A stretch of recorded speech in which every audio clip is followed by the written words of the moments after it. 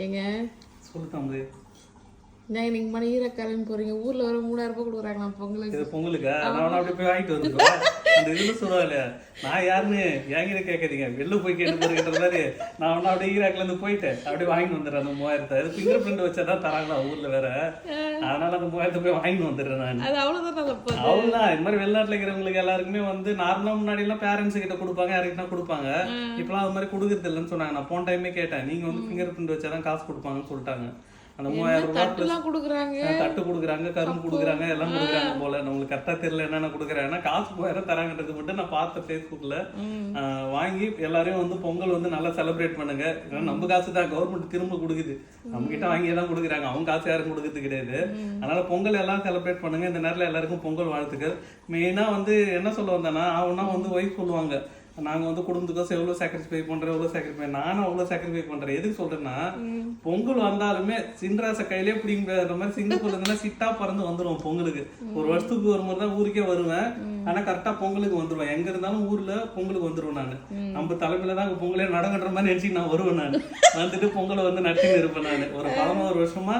இது எதுக்கு சொல்றேன்னா, எங்க ஊர்ல வந்து பொங்கல் அப்ப வந்து நாங்க ஒரு ஃபங்க்ஷன் வைப்போம். எல்லா ஊர்லயும் இப்ப நடத்துறாங்க, முன்னாடி எல்லாம் இல்ல, இப்ப நிறைய நடத்துறாங்க.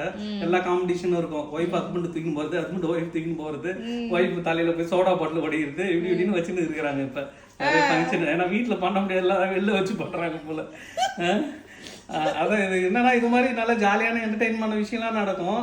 பிளஸ் வந்து மெயினா நாங்க அந்த பொங்கல் ஃபங்க்ஷன் ஆர்கனைஸ் பண்ணது எதுக்குன்னா, ஊர்ல யார் நல்லா படிச்சு அந்த டயத்துல 10th 12th அதிகமா மார்க் எடுக்கிறாங்களோ அவங்களுக்கு வந்து நாங்க வந்து அப்ரிசியேஷன் பண்றதுக்கு ஸ்டேஜ்ல கூட்டம் அவங்கள. இப்ப நான்லாம் வந்து 10th வந்து 426 நான் மார்க், அதனால வந்து எனக்கு கூட்டம் 426 ரூபாய் கொடுத்தாங்க, ஒரு பேக் கொடுத்தாங்க.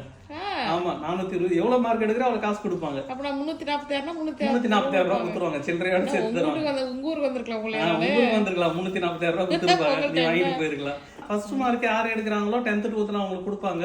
அப்புறம் அவங்கள வந்து பேச வைப்பாங்க.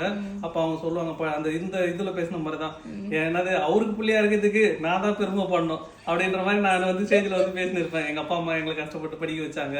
எதுக்குன்னா, இது 4 பேருக்கு வந்து ஒரு எக்ஸாம்பிளா இருக்கும். இப்ப என்ன கூட என் ஃப்ரெண்ட் எல்லாம் சொல்லுவானு கூட, வாடா சரக்கு அடிக்கலாம், தண்ணி அடிக்கலாம், அதாவது தம் அடிக்கலாம். அப்ப நான் சொல்லேன் அதெல்லாம் வேணாண்டா அப்படின்னு.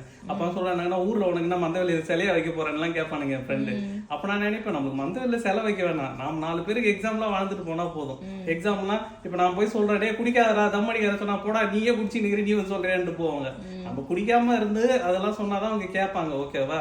அவங்களுக்கோசம் நம்ம வாழல, நம்ம வாழ்க்கை வாழறோம், அது 4 பேருக்கு எக்ஸாம்பிளா இருக்கணும்.